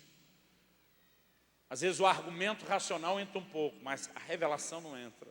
E muita gente não entra. Eu comecei durante muito tempo a questionar Deus por quê. E Deus tem me feito entender algumas coisas. Uma delas, de 70% a 80% dos jovens, estou falando das igrejas que eu pastoreei, e as que estão debaixo da minha cobertura. Ou seja, um lugar onde eu te garanto que a gente ensina a palavra de Deus nessa área. De 70% a 80% dos jovens que cresceram dentro da igreja, não estou falando de quem converteu depois. Que quem converteu depois não dá para esperar isso deles, mas dos que desde pequenininho foram criados na igreja, não se casam mais virgens. De 70% a 80% de quem foi treinado ouvindo isso, não obedece, não pratica. Eu louvo a Deus por esse movimento, o pastor Nelson escolhi esperar, que está levantando essa bandeira não só dentro da igreja, mas para o lado de fora. Porque continua sendo verdade, pelo amor de Deus, diga amém.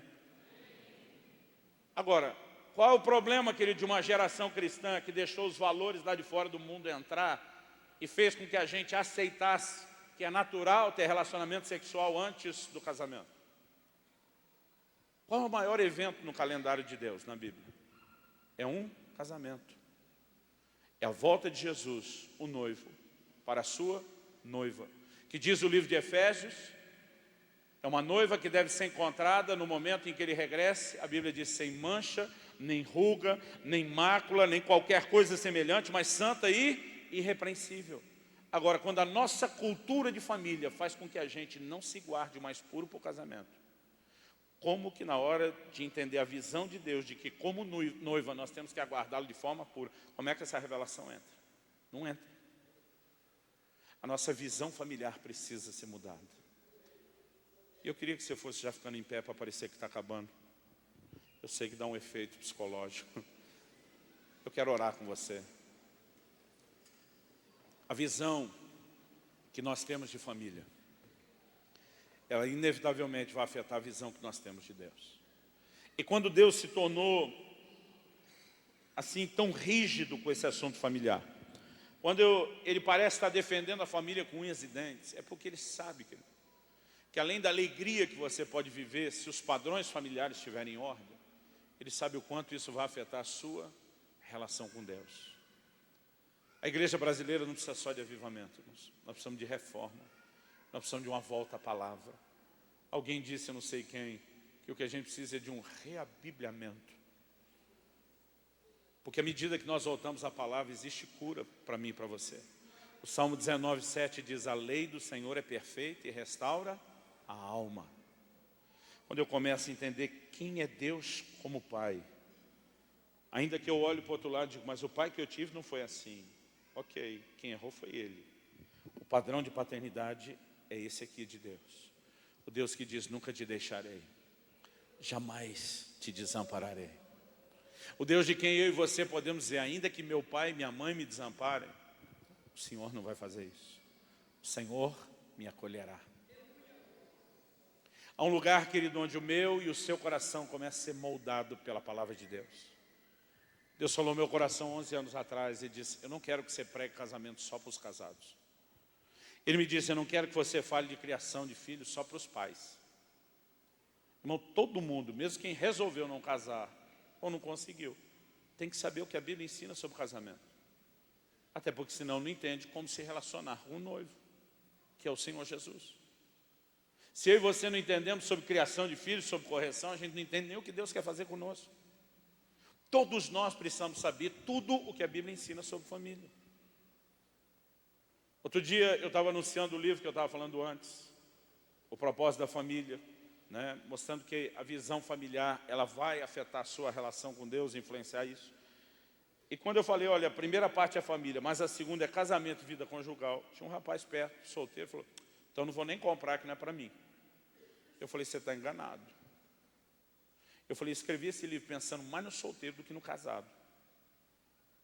Ele olhou e falou, por quê? Eu falei, porque a hora de se preparar para o casamento é antes, não depois que você entrou. A maioria de nós, querido, vai completamente despreparado com a relação, que se torna cada vez mais tumultuada, porque a gente não entende os princípios. Nós precisamos entender o padrão de Deus para a família. Paulo escreveu a Tito e diz, diga às mulheres mais velhas que ensinem as mais novas a serem boas donas de casa, amarem seus maridos, amarem seus filhos. É responsabilidade da igreja discipular as famílias. Porque quando nós começamos a viver corretamente a família, querido, além de muita alegria. E eu te digo isso, querido, eu não estou pregando isso porque eu sou obrigado a estar na Bíblia. Em novembro do ano passado, eu fiz 20 anos de casados com a minha esposa. Eu amo essa mulher hoje muito mais do que amava no começo. Eu tenho filhos que amam o Senhor. Nós temos um relacionamento familiar. Se você perguntar, pastor, é perfeito? Não, porque não conheço um perfeito, mas é bom. É muito bom. Porque nós decidimos viver num lugar onde a gente se ajustasse ao que a palavra de Deus diz sobre família. Só que a revolução, querido, não é só ter uma família melhor, vai além disso. É viver restauração em níveis profundos em relação ao próprio Deus. Um dia eu estava orando no quarto de casa. Morava aqui em Campinas ainda na época. Era um adolescente. Irmão, não estava num culto, numa reunião, estava no meu quarto. Como era uma tarde muito quente, estava eu lá, adolescente, orando de bermuda. Estava descalço, estava sem camisa, mas dentro do meu quarto. Um amigo entrou pelo fundo de casa, não sei como, apareceu lá na janela. Quando ele me viu, ele nem me cumprimentou. Eu só ouvi o protesto dele. Misericórdia. Eu olhei, estava ele com a cara emborrada e disse, isso são trajes para se dirigir ao Deus Todo-Poderoso. Ele era dessa igreja do regime do Talibã, que usa burca. Aí ele começou a me dar um sermão. Falou, se você marcasse uma audiência com o presidente da República no Palácio do Planalto, jamais poderia aparecer dessa forma. Você ia ter que chegar lá vestido de terno e gravata. Aí ele estava discussão, eu falei, para. Falei, você está pensando como um estranho. Se você fosse o filho do presidente da República, você podia chegar desse jeito, suado e fedido depois de um jogo de futebol, ainda poder pular no colo dele. Eu falei, se você quer relacionar com Deus como um estranho que precisa de uma audiência, a escolha é sua. Falei para ele, eu prefiro ficar com o que Hebreus diz, que pelo sangue de Jesus nós podemos entrar com ousadia na presença dele. Mas irmão, é só mexer um pouquinho e você descobre o quê? Nunca teve um pai próximo, acessível. Então a visão de paternidade não entra como se Deus fosse próximo, amoroso e acessível. À medida que nós deixamos Deus restaurar esses valores, o impacto na nossa vida espiritual vai ser muito grande. Eu quero orar com você essa noite, não só para que Deus possa trazer restauração da visão familiar, mas eu sei que enquanto eu estou contando história aqui, Deus está fazendo você lembrar das suas histórias. Eu acredito que com alguns, Deus está puxando as coisas aí do arco da velha. Abriu o baú e arrancou coisa antiga aí dentro. Memórias todos temos, querido. E se quando você lembra de algo ainda dói, deixa eu te dizer, é sinal que você precisa de cura. Talvez hoje a melhor forma de terminarmos orando é você poder, de uma vez por todas, declarar perdão. Alguém que talvez não esteve presente, um pai ou uma mãe que te abandonou. Às vezes nós temos dor, querido, com quem morreu, partiu, como se tivesse culpa. E nós precisamos entrar no lugar onde o nosso coração é sarado. Deixa eu te dizer, tem bálsamo de Deus sendo derramado nesse lugar hoje. Você crê nisso? Eu saí da minha casa, irmão, era 7 e pouco da manhã. Eu cheguei aqui na igreja 7 da noite, porque eu resolvi hoje fazer uma viagem de carro, passar em alguns lugares. Mas apesar de ter passado o dia inteiro praticamente na estrada, Pensa num cara que chegou aqui hoje empolgado, que não via a hora de estar aqui. Porque eu sinto no meu espírito que Deus vai fazer coisas especiais essa noite. Eu quero declarar, eu quero liberar isso sobre sua vida, em nome de Jesus.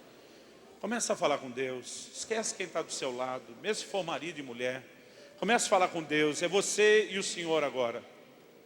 Deus, nós clamamos nessa noite por uma ação poderosa, sobrenatural do Teu Espírito Santo. O Espírito da verdade. Senhor, se o Senhor não vivificar essa palavra, a gente vai ter só um discurso, uma palestra, e nós precisamos de mais do que isso. Vivifica a Tua palavra nos nossos corações. Nós clamamos em nome de Jesus. E aplica ela de forma personalizada. Eu oro que essa seja uma noite de cura, uma noite de perdão, uma noite de restauração nas emoções. Eu oro que da mesma forma como o Senhor tocou as emoções, ó Deus, do Ciro, aquele dia quando me enviou para dar um abraço, eu oro que essa noite, Espírito Santo, o Senhor traga cura e restauração em níveis mais profundos na vida dos meus irmãos. Eu oro que seja uma noite não só de declarar perdão. Talvez alguns de nós, ó Deus, vamos precisar sair desse lugar decididos a procurar familiares e pedir perdão, não apenas perdoar. Porque talvez alguns de nós é que temos ferido, alguns de nós é que temos abandonado, quebrado princípios, mas nós oramos, Senhor, que a Tua palavra venha no poder do Espírito Santo, atingindo não só a mente, não só a razão, mas o íntimo do coração, em nome de Jesus.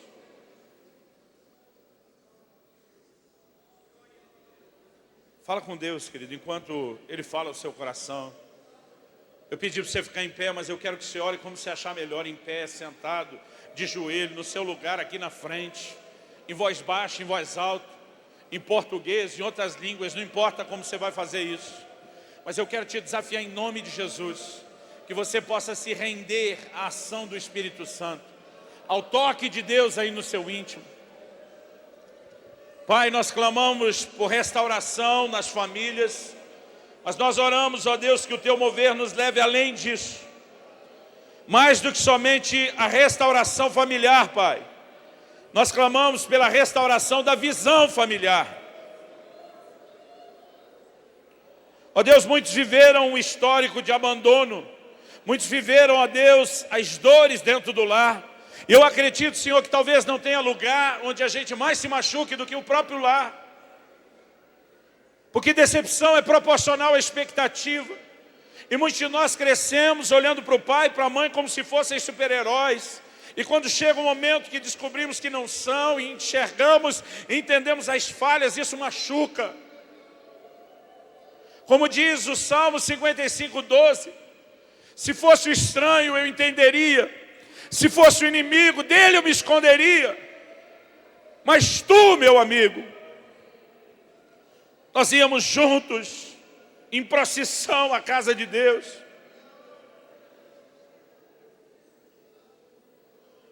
E o que a Tua palavra nos mostra, Deus, é que um estranho, um inimigo não tem o poder de nos ferir como alguém que amamos, como alguém que é próximo. Mas, ó Deus, nós oramos que o Senhor nos leve além das nossas dores, feridas da alma.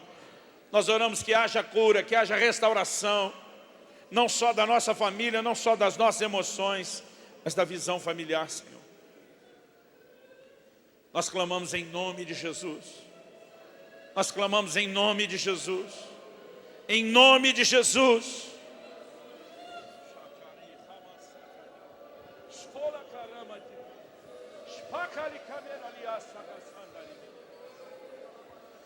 Vem, Espírito Santo. Vem, Espírito Santo. Vem sobre nós.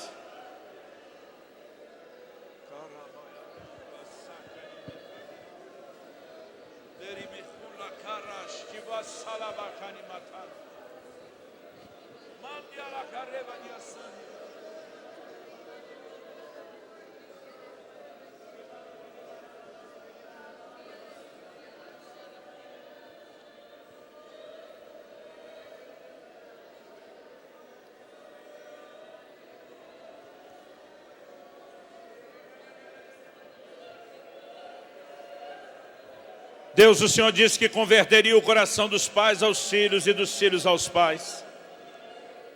Nós oramos por reconexão geracional. Nós oramos por restauração e cura nos relacionamentos entre pais e filhos. Nós clamamos que o Senhor converta também o coração do homem à sua esposa e da esposa ao seu marido. Nós oramos que haja perdão, reconciliação e cura entre irmãos em cada nível da família. Sabemos que essa obra, ó Deus, não é necessariamente instantânea, nem automática, porque apenas clamamos. Mas nós oramos que a boa obra que o Senhor começou nesse lugar não se interrompa, pelo contrário, que ela seja completada, Pai, em nome de Jesus. Eu oro por cada um dos meus irmãos e irmãs, quando saírem desse lugar, que os demônios a quem o Senhor se referiu como as aves do céu na parábola do semeador, que eles não consigam roubar a semente que foi lançada. Pelo contrário, ó Deus, que ela possa crescer, germinar, crescer, frutificar a 30, 60, a 100 por um. Em nome de Jesus e para a glória de Deus.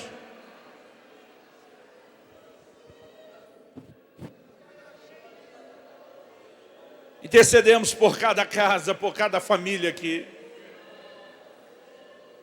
Oramos em prol da visão familiar de cada um nesse lugar. Em nome de Jesus. Em nome de Jesus. E para a glória de Deus. Querido, olhe para cá um instante. Se entrasse um louco pela porta ali agora e começasse a xingar a gente, tudo quanto é nome feio, eu creio que as reações aqui iam ser diversas. Não sei se os lá do fundo, em relação a essa porta, iam entender, mas de quem conseguisse ouvir, eu creio que as reações iam ser diversas. Provavelmente aí até aqueles mais crentes que iam dizer, está amarrado em nome de Jesus. Talvez teria aqueles mais práticos, e às vezes são os mais fortes, que iam, vamos levantar, botar o cara para fora. Talvez teria aqueles que iam rir, que tem gente que ri de qualquer tragédia, o cara não consegue, ele ri. Mas sabe o que eu duvido? Eu duvido que você ia sentar na cadeira, debruçar no encosto aí da cadeira da frente e começar a chorar. Olha o que ele falou de mim. Porque o que um estranho diz de você, não tem o poder de te atingir. É disso que o Salmo 55, 12 diz. Se fosse o estranho, eu entenderia. Se fosse o inimigo dele, eu me esconderia. Mas tu, meu amigo, esse desabafo é uma espécie de até tu, Brutus. Tipo, eu esperava de qualquer um, mas não de você. A família, ela se torna um dos ambientes onde a gente mais se fere e se machuca. Porque decepção é proporcional à expectativa. E dentro da família a gente espera muito. Um estranho, com esse xingamento, talvez não nos feria.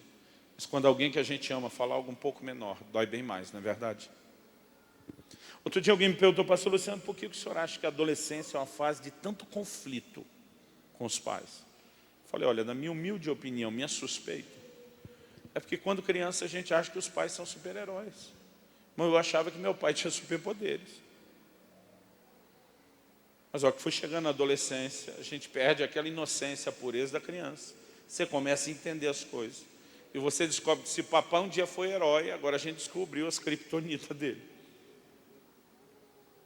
E se a gente não sabe lidar e preparar, querido, a própria criança para lidar com a realidade, a decepção pode ser forte. Eu me lembro de um dia, eu brinco que o crente, ele não briga, ele tem excesso de comunhão, exagero na comunhão. Então, eu e minha esposa, a gente teve um excesso de comunhão. A maneira como falamos se tornou um pouco pesada, não do jeito que um crente deveria falar com o outro. A gente se irritou, se exaltou. E eu percebi depois que meus filhos, em especial minha filha, que era mais nova, menor, que eles assustaram, não estão acostumados a ver papai e mamãe falar daquela forma. Então, depois de nós dois termos nos consertado conosco e com Deus, a gente foi sentar para consertar com eles. E eu resolvi perguntar à filha, por que você ficou tão assustado? Eu falei, pai, a gente não vê vocês discutir. E do jeito que aconteceu, eu falei assim, o medo que deu foi de repente pensar que vocês não se amam mais.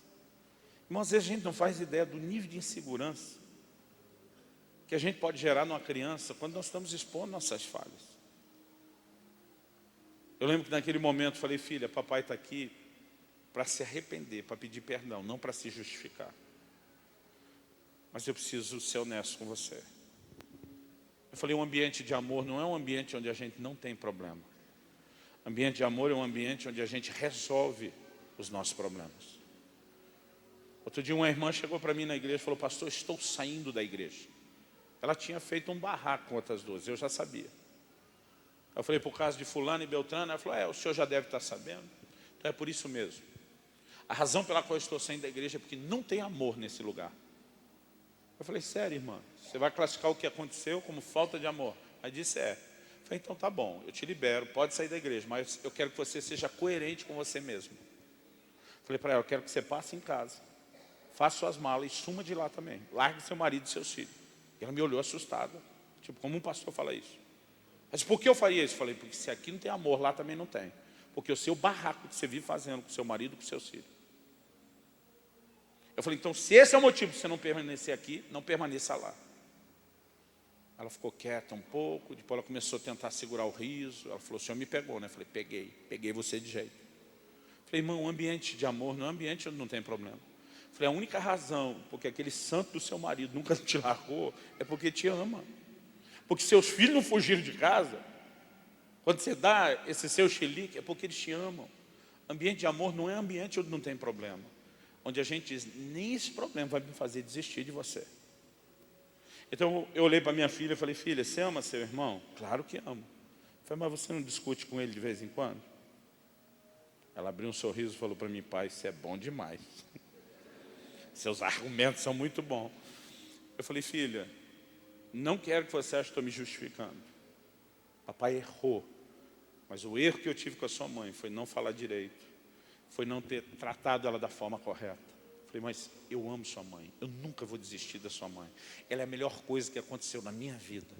Mas nessa hora, querido, você vê como um coração precisa de prumo. Porque senão, daqui a pouco, toda aquela alta expectativa de papai e mamãe são super-heróis vira uma grande decepção. Nós precisamos, querido, dar desconto. Porque nós carregamos cobranças emocionais dos pais a vida inteira. Mas quando chega a nossa hora de ser pai, a gente se descobre fazendo as mesmas coisas, errando do mesmo jeito. Só que com a gente entende. Mas com os pais, a gente não quer dar o desconto. O livro de Hebreus diz que eles nos corrigiram conforme melhor lhes pareciam. Eu e você precisamos dar o voto de confiança. Talvez eles não entendiam, talvez estavam limitados na sua visão. Mas, irmão, libera. Para de carregar esse entulho emocional. Você vai perceber que isso não vai fazer bem só para as suas emoções, mas para a sua própria relação com Deus. Você recebe essa palavra em nome de Jesus? Por causa desse princípio, que eu expus de forma resumida hoje, eu escrevi um livro inteiro que eu apresentei aqui antes, o propósito da família, com a intenção de te ajudar a entender melhor a família sob o prisma bíblico, para que isso não só ajude a melhorar a sua família, mas a sua relação com Deus. Como eu falei no início, eu não vim aqui fazer comércio. Se você puder nos ajudar, um livro de 300 páginas, você não acha isso numa livraria por menos de 30. A gente está pedindo 10 se você não puder. Se você não puder, dá o que você pode. Pastor, só tenho 5. Nós ainda parcelamos 5 de 1 no cartão. Mas eu gostaria que cada família, vai dar um pouco de muvuca, mas que cada família pudesse tentar dizer, não, nós vamos sair daqui com um livro. Eu acho que um por família a gente tem. E se você não puder, eu vou insistir nisso. Eu oferto, eu semeio na sua vida. Essa conta sempre fecha, Deus nunca me deixa na mão, então eu não estou preocupado. Mas eu gostaria que você entendesse o que é que eu vim fazer aqui. Eu vim tentar colocar na sua mão uma mensagem que Deus me comissionou. Outro dia alguém me perguntou, pastor Luciano, quantos livros o senhor já distribuiu? Eu falei, mais de 500 mil de livros, da soma dos títulos. O cara falou para mim, você não ganha nada com isso? Eu falei, não ganho nada com eles. Ele falou, cara, R$2 por livro, você já era milionário. Eu falei para ele, o diabo me fez a mesma conta outro dia. O dia que eu estiver diante de Deus, ele não vai me perguntar se eu ganhei dinheiro com isso. Ele vai perguntar se você espalhou a mensagem que eu te confiei. E eu preciso fazer a mensagem chegar em você, através de você em outros. Então, eu quero te encorajar, ok? Se você pode, nos ajuda ali com os 10. Se você não pode, fala o que você pode. Se você tem condição, leva para mais gente, abençoa outros. Eu soube antes de chegar aqui que um irmão tinha encomendado 100 livros já. Tenho certeza que vai fazer bom uso disso. Então, eu quero te encorajar. Enquanto tiver livro ali, nós vamos dar um jeito de dispensar esse negócio e tentar fortalecer aquilo que a gente tentou transmitir para você hoje. Amém? Foi um prazer servi-los na mesa do Senhor. Que Deus abençoe ricamente sua vida, em nome de Jesus. Valeu.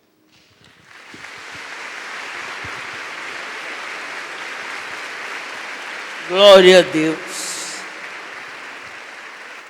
Irmão, não esqueçamos que domingo é Santa Ceia. De manhã, à tarde às 3h e à noite.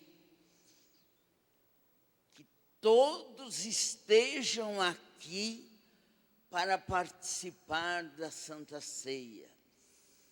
Quem está na série de 7 orações? Quem vai receber a segunda, terceira, a quarta, quinta, sexta e a sétima? Que Deus venha abençoar em todos os sentidos. Tem algum recado, pastor? Não? Que a graça de nosso Senhor Jesus, o amor de Deus Pai, a comunhão consoladora do Espírito Santo, seja com todos vós na face da terra. Amém. Estamos terminados. Vão logo para suas casas. Compre os livros.